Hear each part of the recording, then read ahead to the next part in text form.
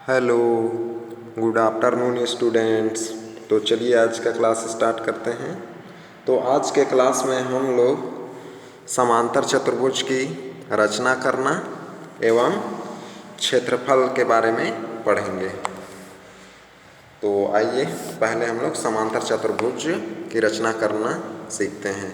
तो पहला क्वेश्चन है, एक समांतर चतुर्भुज ए बी सी डी की रचना करना है। तो हम लोग पहले चतुर्भुज की रचना करेंगे, यानी कि रचना करना सीखेंगे। इसके बाद क्षेत्रफल से संबंधित कुछ क्वेश्चंस करेंगे।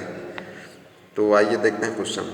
तो क्वेश्चन है, एक समांतर चतुर्भुज ए बी सी डी की रचना कीजिए जिसमें A B is equal to 5 centimetre, B C is equal to 4 centimetre तथा कोण B is equal to 110 degree हो।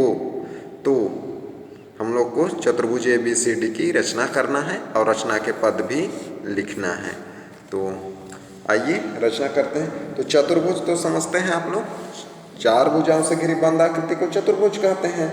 तो अगर हम लोग ऐसे ही सामान्य चित्र बनाएं या कच्चा चित्र कहें जिसको, तो चतुर्भुज इस तरीके से बनता है। समांतर चतुर्भुज ऐसा होता है इस तरीके से। तो ये ए हो जाएगा, ये बी सी डी ऐसा हो जाएगा। तो हम लोग को रचना करना है और जिसकी माप इस तरीके से दिया गया है। तो आइए रचना करते हैं। तो हल, तो इसमें जो जो दिया है उसको एक बार लिख देंगे। तो यहाँ पर लिखेंगे आप लोग, दिया है, यहाँ पर हल लिख लेंगे, हल दिया है। तो इसमें क्या क्या दिया है उसको लिख देंगे। तो दिया है समांतर चतुर्भुज ए बी सी डी में। तो समांतर चतुर्भुज ए बी सी डी में क्या क्या दिया था, जिसमें ये दिया है A B is equal to 5 centimetre. तो A B is equal to 5 centimetre और क्या दिया है B C is equal to 4 centimetre तथा कोण B is equal to 110 degree दिया है। तो इस तरीके से ये एक अच्छा चित्र है और ये माप दिया है उसका। तो आइए हम लोग इस माप के समांतर चतुर्भुज की रचना करते हैं। तो सबसे पहले तो एक रेखाखंड खींचेंगे A B is equal to 5 centimetre का। तो इस तरीके से A B is equal to 5 centimetre का एक रेखाखंड खींच लेंगे इस तरीके से। तो इस तरीके से अच्छे से खींचेंगे आप लोग भी। तो इस तरीके से A B is equal to ये 5 सेंटीमीटर का एक रेखाखंड हो गया। अब इसके बाद में क्या बोला है, तो रेखाखंड हो गया। फिर बी सी, तो ये ए बी है तो बी सी ऐसा आएगा, यहाँ से इस तरीके से है तो यहाँ से जाएगा ऐसा बी सी, फिर इधर आएगा सी डी, फिर इधर डी ए। तो बी सी तो हम लोग खींच नहीं सकते 4 सेंटीमीटर। अब किधर जाएगा या इधर जाएगा वो तो पता नहीं है। तो यहाँ दिया है कोण B is equal to 110 degree. तो कोण B यानी कि बिंदु B पर कितना बनाएंगे 110 डिग्री। तो चांदे की सहायता से बना लेंगे 110 डिग्री। तो ये चांदा है, तो चांदे का जो मूल बिंदु है यहाँ पर रखेंगे और 110 डिग्री का कोण बनाएंगे B पर। तो इस तरीके से ये, तो इधर से पढ़ना स्टार्ट करेंगे इसमें, क्योंकि रेखाखंड का जो भाग है हम लोग के बिंदु यहाँ है, रेखाखंड का भाग इधर नहीं है, राइट साइड में किधर है इधर। तो इधर से पढ़ेंगे। तो ये 10, 20, 30, 40, 50, 60, 70, 80, 90, 90 में ऐसा सीधा आता है।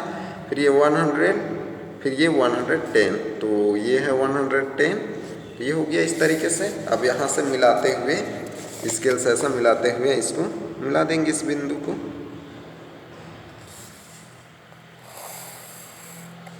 ये तो बिंदु B पर 110 डिग्री का कोण बन गया।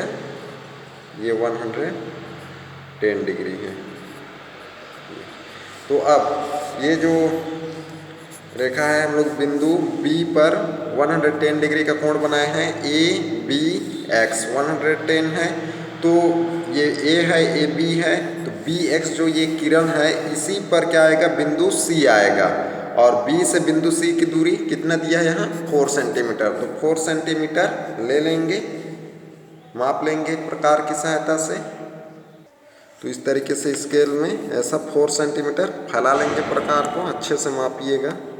तो यहाँ से 4 सेंटीमीटर ले लेंगे।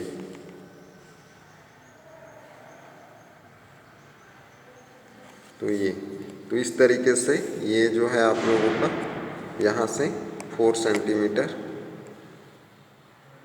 इस तरीके से अच्छे से मापेंगे।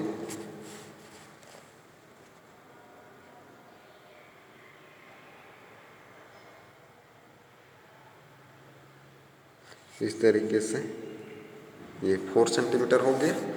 अब इतना चाप लेकर फैलाकर बिंदु बी पर रखेंगे यहाँ पर। अब इस जो किरण है इस पर ऐसा चाप बनाएंगे। तो ध्यान से रखेंगे, ऐसा चाप बनाएंगे। ये फैल जा रहा है, एक बार इसको। तो 4 सेंटीमीटर का चाप बनाएंगे। एक बार फिर से माप लेते हैं यहाँ से अच्छे से हम लोग। तो इस तरीके से मापेंगे, फिर देख अच्छे से करेंगे ताकि हिलने ना पाए। तो यहाँ से ऐसा 4 सेंटीमीटर का ये हो गया। फिर ये हो जाएगा हम लोगों का बिंदु सी। बिंदु सी हो गया, ये बिंदु सी हो गया। अब ये समांतर चतुर्भुज है, तो समांतर चतुर्भुज के सम्मुख भुजा क्या होता है? बराबर होता है। तो BC के समांतर इधर DA आएगा। तो यानी कि B से जितना होगा उतना ही A से लेकर D तक की दूरी और C से लेकर D तक की दूरी होगा। तो B से लेकर C तक की दूरी कितना है? ये 4 सेंटीमीटर है। तो A से लेकर D तक की दूरी कितना होगा? 4 ही होगा। और A से लेकर B कितना है? 5 सेंटीमीटर है। तो इधर जो आएगा रेखाखंड B से लेकर D, वो भी कितना होगा? 5 सेंटीमीटर ही होगा। यानी कि A से एक बार 4 सेंटीमीटर और एक बार C से 5 सेंटीमीटर का चाप काटेंगे। तो आइए काटते हैं। तो इतना फैला लेंगे, 4 सेंटीमीटर है। फिर यहाँ पर रखेंगे, यहाँ पर A पर, और इस तरीके से ऐसा चाप बनाएंगे। ऐसा ये हो गया। फिर AB कितना है? 5 सेंटीमीटर। तो ये जो है इतना फैला लेंगे यहाँ से, ये इतना हो जाएगा।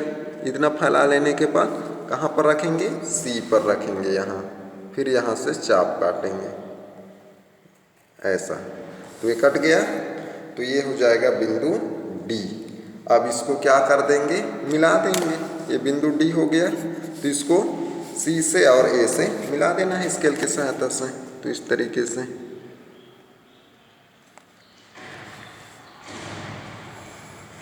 तो ऐसा ये हो जाएगा।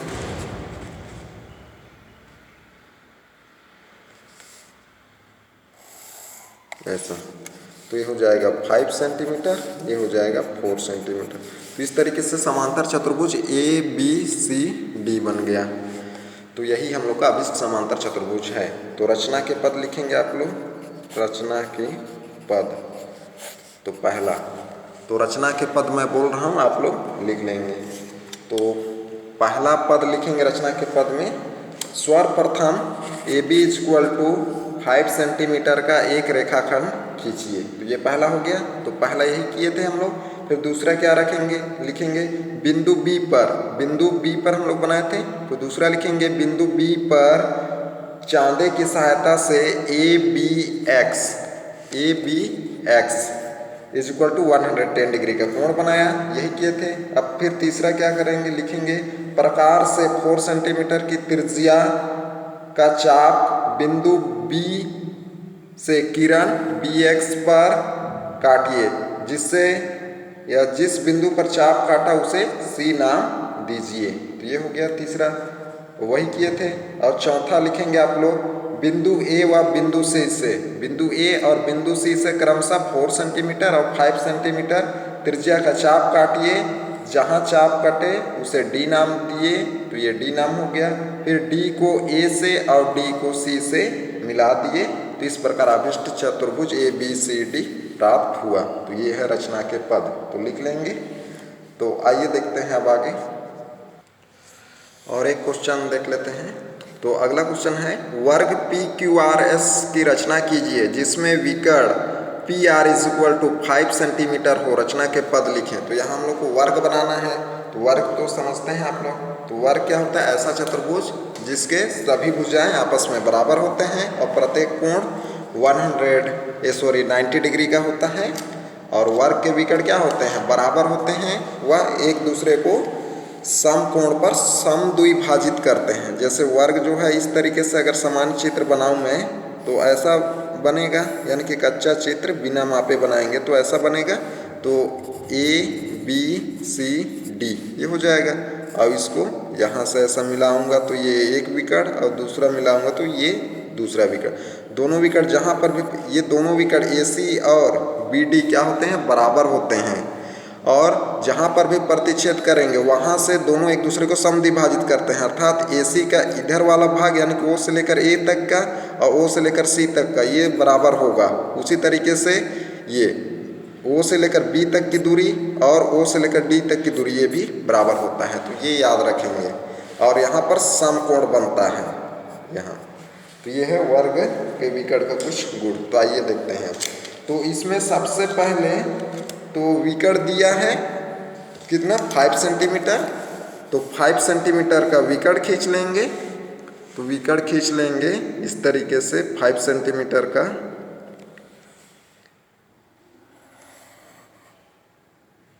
ये 5 सेंटीमीटर का विकर्ण खींच लिए PR। ये है 5 सेंटीमीटर। अब विकर्ण क्या होते हैं? बराबर होते हैं और एक दूसरे को समकोण पर समद्विभाजित करते हैं। समद्विभाजित यानी कि बराबर दो भाग में। तो एक विकर्ण PR है, ये PR है, तो दूसरा विकर्ण ऐसा आएगा तो ये समद्विभाजित करेगा। तो यानी कि PR का समद्विभाजन करेंगे। तो समद्विभाजक करने तो आता होगा, चलिए कर लेते हैं। तो समद्विभाजक करने के लिए तो समद्विभाजन किसी भी रेखाखंड का करते हैं तो उससे आधे से अधिक चाप लेते हैं। तो ये जितना है उससे आधे से अधिक चाप ले लेंगे ऐसा। तो ये आधे से अधिक है। फिर क्या कर देंगे? ऊपर और नीचे दोनों तरफ चाप बनाएंगे इस तरीके से ये, और नीचे भी ऐसा बना देंगे। ये हो गया। फिर उतना ही का इस बिंदु से भी करेंगे, एक बार P से एक बार R से, तो ऐसा, और नीचे भी ऐसा। ये हो गया। अब इसको क्या कर देंगे? अब इस दोनों जो चाप कटा है इस बिंदु को मिला देंगे। तो इस बिंदु को मिलाएंगे ऐसा स्केल की सहायता से।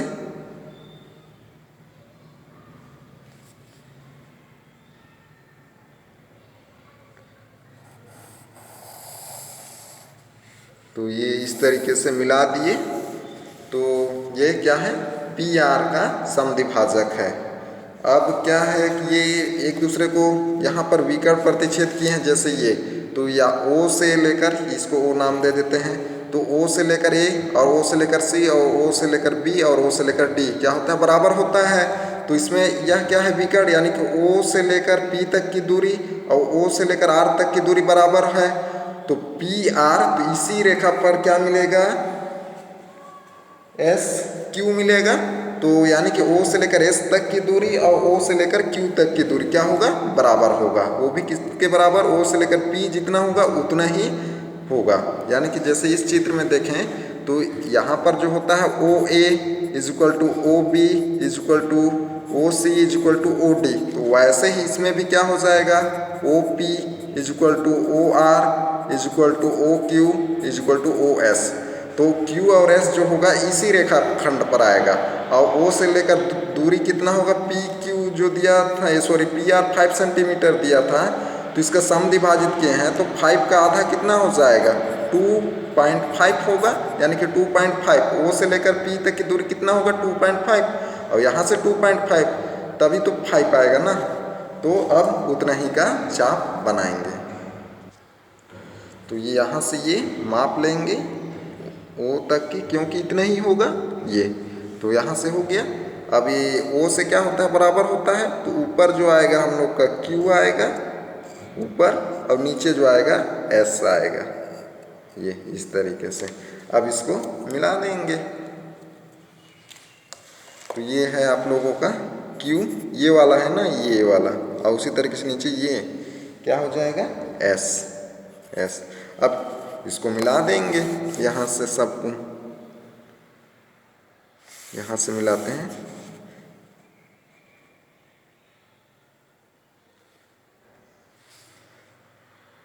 हो जाएगा आपका पी क्यू, क्यू आर,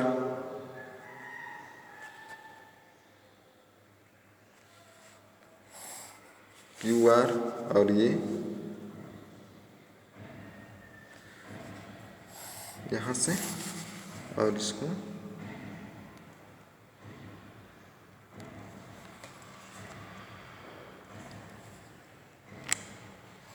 यहाँ से ऐसा मिला देंगे तो ये बन गया पी क्यू आर एस। तो यह एक वर्ग है जिसका विकर्ण कौन है, ये पी क्यू और पी आर और क्यू एस। तो ये विकर्ण है और दोनों ऊपर प्रतिच्छेद किए हैं।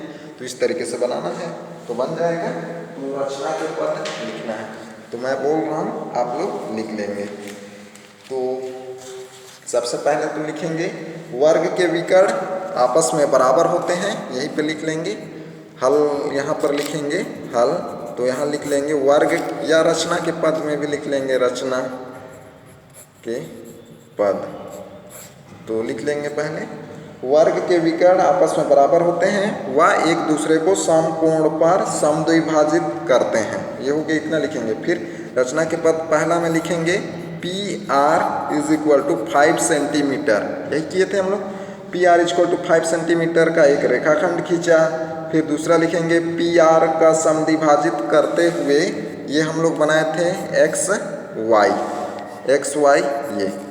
तो दूसरा में क्या लिखेंगे, पी आर रेखाखंड को समद्विभाजित करते हुए एक्स वाई रेखा खींचा जो ओ पर प्रतिच्छेद करती है। तो इतना हो गया। फिर आगे लिखेंगे हम जानते हैं कि वर्ग के विकर्ण बराबर होते हैं।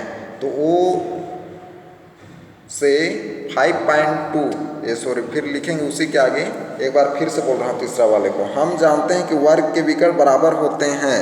फिर लिखेंगे ओ से 5/2 इक्वल टू 2.5 सेंटीमीटर ऊपर एवं नीचे चाप काटे एक्स वाई पर, जो क्रमशः एक्स वाई को क्यू और एस पर प्रतिच्छेद करता है।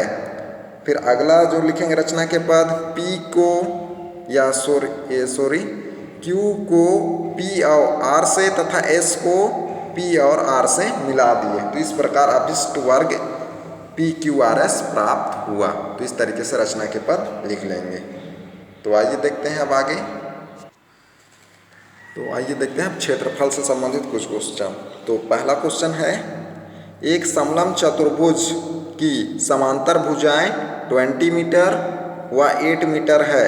इन भुजाओं के बीच की दूरी 12 मीटर है। इसका क्षेत्रफल ज्ञात कीजिए। तो क्षेत्रफल तो समझते ही हैं, किसी भी आकृति या कोई भी वस्तु जितना स्थान घेरती है वह उसका क्षेत्रफल कहलाता है। तो यहाँ समलंब चतुर्भुज है, तो समलंब चतुर्भुज का जो आकृति होता है इस तरीके से होता है।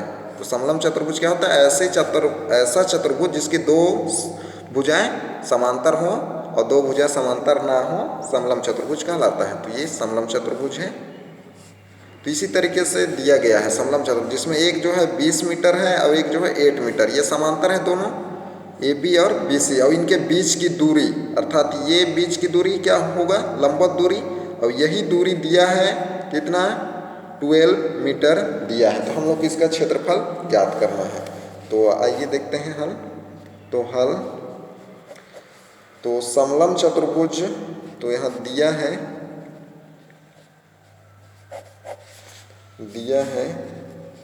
समलंब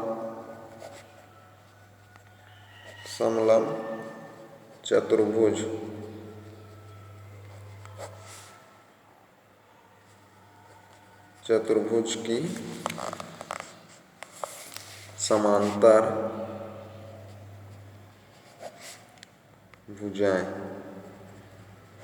भुजाएं इज इक्वल टू 20 मीटर व 8 मीटर एवं इनके बीच की दूरी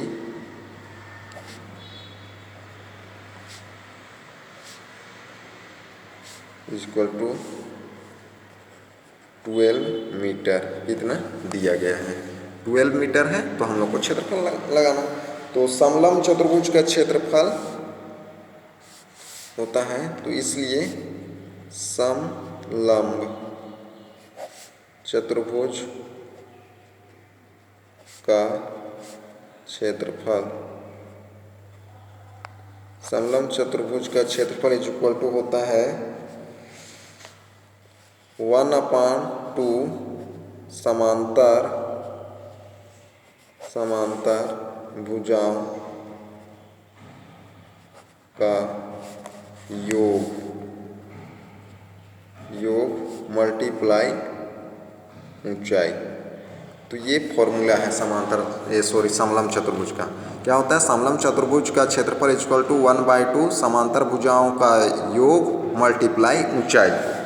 तो यहाँ पर दिया है समांतर भुजाएं दिया है, तो ये अगर इसको B1 लेंगे और इसको B2 लेंगे तो ये हो जाएगा B1 का मान 20, B2 का मान, ऊंचाई को h लेंगे तो h। तो इसको क्या लिख सकते हैं, या इसी को लिख सकते हैं। तो पहली भुजा को 20 लिए हैं, दूसरे B1 माने हैं, दूसरे को B2 और ऊंचाई को h माने हैं। तो यही जो फॉर्मूला हो जाएगा, तो इसी को लिख सकते हैं हम लोग समलंब चतुर्भुज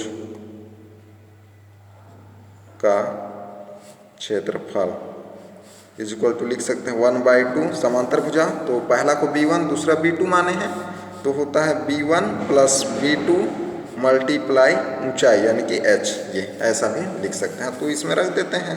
तो 1/2 B1 का मान 20 है, 20 और B2 का मान 8 और ऊंचाई 12 है। ये ऐसा हो जाएगा, इसको सरल कर देंगे। तो 1/2 यहाँ पर प्लस करेंगे तो कितना आएगा 28, यहाँ कुछ भी चिन्ह है तो मल्टीप्लाई 28, यहाँ मल्टीप्लाई 12, ऐसा हो जाएगा। अब यहाँ से कटा देंगे 2 1 जा 2 और यहाँ से 2 1 जा 2, 2 4 जा 8, तो क्या मिला 14 मल्टीप्लाई 12। तो इसको मल्टीप्लाई कर देंगे, तो मल्टीप्लाई कर देंगे तो क्या आ जाएगा 14 से, 14 का मल्टीप्लाई 12 से या 12 का मल्टीप्लाई 14 से। तो कर देते हैं 14 2 जा 28 का 8 होगा, 2 कैरी, फिर 14 1 जा 14 और 2 16, यानी कि ये मीटर था तो मीटर स्क्वायर, ये हो जाएगा आंसर। तो इस तरीके से बनाना है तो बन जाएगा। तो आइए देखते हैं अब आगे। तो एक क्वेश्चन है, एक वृत्ताकार क्रिकेट मैदान की त्रिज्या 60 मीटर है, मैदान के चारों ओर 7 मीटर चौड़ी दर्शक दीर्घा बनानी है, तो उसका क्षेत्रफल ज्ञात कीजिए। तो क्या है, एक वृत्ताकार क्रिकेट का मैदान है जिसकी त्रिज्या दिया है 60 मीटर है, तो मैदान के चारों ओर 7 मीटर चौड़ी दर्शक दीर्घा बनानी है, अर्थात स्टेडियम बनाना है, तो उसका क्षेत्रफल ज्ञात कीजिए। तो वृत्ताकार है तो मान लेते हैं इस तरीके से मैदान है, क्रिकेट का मैदान ऐसा। तो आप लोग प्रकार की सहायता से वृत्त बनाएंगे। तो ये मैदान है, अब इसके चारों ओर कितना 7 मीटर का, तो बाहर में तो मान लेते हैं ये 7 मीटर चौड़ा है। तो आप लोग प्रकार से बनाएंगे तो इस तरीके से। तो ये 7 मीटर है, ये जो दूरी है 7 मीटर है, तो ये सब कितना है 7 मीटर है, चौड़ी है ये। तो इसके चारों ओर बनाया गया है, ये सब क्या है 7 मीटर है, 7 मीटर। तो यहाँ केंद्र होगा, तो इस मैदान, ये जो अंदर वाला वृत्त है ये मैदान है, तो इसकी त्रिज्या कितना दिया है, ये अगर इसको O लेंगे तो ये हो जाएगा हम लोगों का A। तो ये जो दिया है 60 मीटर दिया है, 60 मीटर। तो O से लेकर A तक की दूरी 60 मीटर, और ये जो चौड़ाई है ये कितना है 7। तो O से लेकर पूरा बाहर तक, ऐसा बाहर तक अगर ये B, तो ये यहाँ तक की दूरी तो कितना होगा 60 होगा, और यहाँ से ये 7 है तो पूरा O से लेकर B कितना हो जाएगा 67 होगा। अगर इसको प्लस करेंगे 7 को तो पूरा त्रिज्या निकल जाएगा ना, क्योंकि यहाँ तक A तक, यहाँ तक जो है 60 है और यहाँ कितना है 7, तो OB कितना हो जाएगा 67 हो जाएगा। तो ये समझ गए। तो हल, तो इसमें लिखेंगे आप लोग OA भीतरी त्रिज्या, भीतरी त्रिज्या है देख रहे होंगे आप लोग भी, और OB बाहरी त्रिज्या, बाहरी त्रिज्या। तो अंदर वाले को हम लोग क्या मान लेते हैं, R1 मान लेते हैं ये। अब ये बाहर वाले को R2। तो R1 इज इक्वल टू कितना है, 60 मीटर है अंदर का, और बाहर का कितना हो जाएगा, 7 प्लस हो जाएगा। तो R2 इज इक्वल टू क्या हो जाएगा, 60 प्लस 7 इज इक्वल टू क्या हो जाएगा, 67 मीटर। क्योंकि ये जो है ये 7 मीटर है और यहाँ तक ये 60 था, तो दर्शक दीर्घा को प्लस कर देंगे तो बाहर वाले का 67। तो अब हम लोग को क्या ज्ञात करना है, क्षेत्रफल किसका, इसका क्षेत्रफल ज्ञात करना है। तो यदि हम लोग बाहर वाले वृत्त यानी कि पूरे इसका क्षेत्रफल ज्ञात करेंगे और अंदर वाले वृत्त के क्षेत्रफल को घटा देंगे तो ये भाग ज्ञात हो जाएगा ना। यानी कि बाहर वाले वृत्त के क्षेत्रफल में अंदर वाले वृत्त के क्षेत्रफल को घटा देंगे तो ये जो दर्शक दीर्घा है इसका क्षेत्रफल ज्ञात हो जाएगा। तो उसी को ज्ञात करना है। तो वृत्ताकार, तो इसलिए क्या हो जाएगा, वृत्ताकार दर्शक दीर्घा का क्षेत्रफल इज इक्वल टू बड़े वृत्त का क्षेत्रफल माइनस छोटे वृत्त का क्षेत्रफल, ये हो जाएगा। तो वृत्त का क्षेत्रफल क्या होता है, पाई आर स्क्वायर होता है। तो बड़े वृत्त का हम लोग क्या माने, R2, तो क्या हो जाएगा पाई R2 स्क्वायर, और छोटे का पाई R1 स्क्वायर, ये हो जाएगा। दोनों में पाई है तो पाई कॉमन ले लेते हैं, तो पाई कॉमन, तो क्या बचा R2 square minus R1 square. R2 और R1 का मान पता है, और पाई का मान 22/7 रख देंगे।